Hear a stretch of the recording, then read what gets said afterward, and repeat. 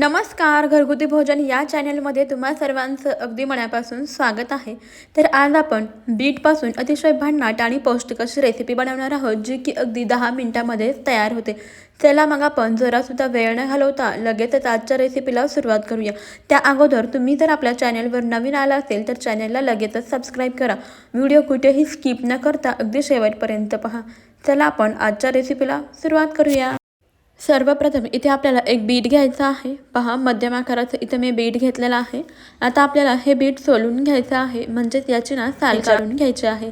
संपूर्ण बीट आपण या पिलरच्या मदतीने असं सोलून घेऊया. पहा, बीट सोलून झालं. आता काय करायचं आहे, याचा जो मुळाकडचा भाग असतो आणि वरचा जो भाग असतो ना, तो आपल्याला कट करून घ्यायचा आहे.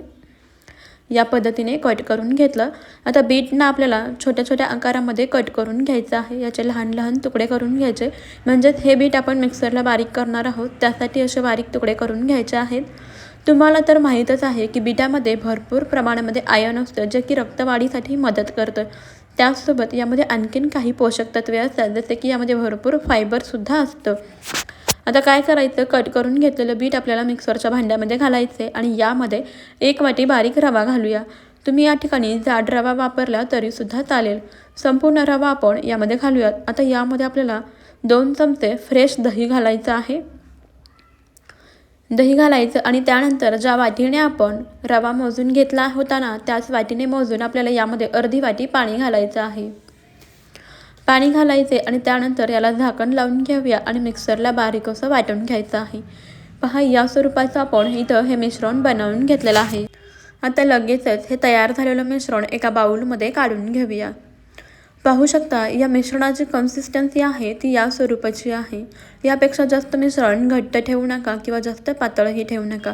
अशा मीडियम स्वरूपाचं आपलं मिश्रण तयार केलेलं आहे. आता यावरती आपण झाकण ठेवून एक 4 ते 5 मिनटं हे साईडला ठेवून देऊया. आता हे रवा आहे ना, तो व्यवस्थित भिजतोय तोपर्यंत इथे आपण काही भाज्या कट करून घेऊया. जसे की इथे मी घेतलेले आहे कोथिंबीर, टोमॅटो, कांदा आणि शिमला मिरची. तुम्ही तुमच्या आवडीप्रमाणे या ठिकाणी आणखीन काही भाज्या वापरू शकता, जसे की गाजर असेल, कोबी असेल किंवा इतर कोणत्याही भाज्या या रेसिपीमध्ये तुम्ही वापर करू शकता. सर्व भाज्या आपल्याला छान अगदी बारीक अशा कट करून घ्यायच्या आहेत. या भाज्या वापरल्यामुळे आपला हा पदार्थ आणखीनच पौष्टिक असा तयार होतो. लहान मुलांना टिफिनसाठी सुद्धा तुम्ही हा पदार्थ देऊ शकता. महत्त्वाचं म्हणजे बऱ्याच वेळा लहान मुलं आपण त्यांना बीट जरी खायला दिलं सॅलड म्हणून तरी ते खात नाहीत. मग अशा वेळेस तुम्ही बीटपासून ही पौष्टिक अशी रेसिपी एकदा त्यांना नक्की बनवून द्या. पहा, लहान मुले अतिशय आवडीने असा हा पदार्थ खातील. इथे पहा, मी संपूर्ण भाज्या छान अगदी बारीक अशा कट करून घेतलेल्या आहेत. आता या ठिकाणी पहा, आपण जे पीठ आपलं मिश्रण होतं ना, ते साईडला ठेवून दिलं होतं. आता ते उघडून पाहूया. पाहू शकता, यामधला जो रवा होता तो छान असा भिजला गेलेला आहे. आता यामध्ये आपल्याला चवीप्रमाणे मीठ घालायचं आहे आणि व्यवस्थित असं मिक्स करून घ्यायचं आहे. आता यानंतर आपल्याला यामध्ये अगदी चिमूटभर असा खायचा सोडा घालायचा आहे किंवा नाही घातला तरीसुद्धा चालेल, ऑप्शनल आहे. तर इथे मी अगदी चिमूटभर खायचा सोडा घालते आणि यावरती थोडंसं पाणी घालायचं आणि व्यवस्थित असं मिक्स करून घ्यायचं आहे. पाहू शकता, आपलं मिश्रण या स्वरूपात इथे तयार झालेलं आहे. अगदी हलकं फुलकं असं झालेलं आहे. आता लगेचच वेळ न घालवता आपल्याला गॅसवरती पॅन गरम करायला ठेवायचं आहे. पॅन व्यवस्थित असं गरम झाला की त्याला तेल किंवा तूप लावून घ्यायचं आहे. इथे मी तुपाचा वापर करत आहे. हवं तर तुम्ही तेल किंवा बटरसुद्धा वापरू शकता. संपूर्ण पॅनला व्यवस्थित असं तूप लावून घेतलेलं आहे. आता यावरती आपल्याला तयार केलेलं जे मिश्रण आहे ते एक पळी मिश्रण सोडायचं आणि अलगद असं हाताने पसरवून घ्यायचं आहे. याचा डोसा बनवून घ्यायचा आहे. छान एकसारखं असं हे मिश्रण पसरवून घ्यायचं आहे, म्हणजे छान अगदी एकसारखा पातळसर असा आपला हा डोसा तयार होतो. पाहू शकता, इथे मी डोसा बनवून घेतलेला आहे. आता गॅस आपल्याला मध्यम ठेवायचा आहे. मध्यम गॅसवरती याला छान असं भाजून घ्यायचं आहे. आता यावरती आपल्याला कट करून घेतलेल्या भाज्या घालायच्या आहेत.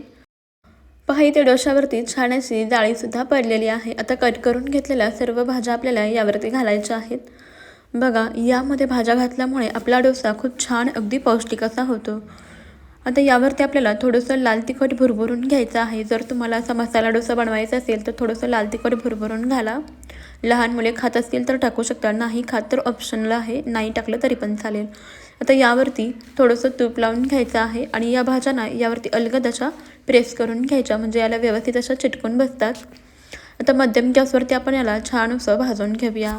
तर बीट आपल्या शरीरासाठी खूपच जास्त फायदेशीर आहे. यामध्ये जास्त प्रमाणामध्ये आयर्न म्हणजेच लोह असतं, जे की रक्तवाढीसाठी मदत करतं. इतकंच नाही तर यामध्ये खूप सारे पोषक तत्वे असतात, ज्यामुळे आपल्या त्वचेचं आणि केसाचं सुद्धा आरोग्य सुधारते. त्यामुळे आठवड्यातून एकदा तरी तुम्ही ही रेसिपी नक्कीच खाऊन पहा.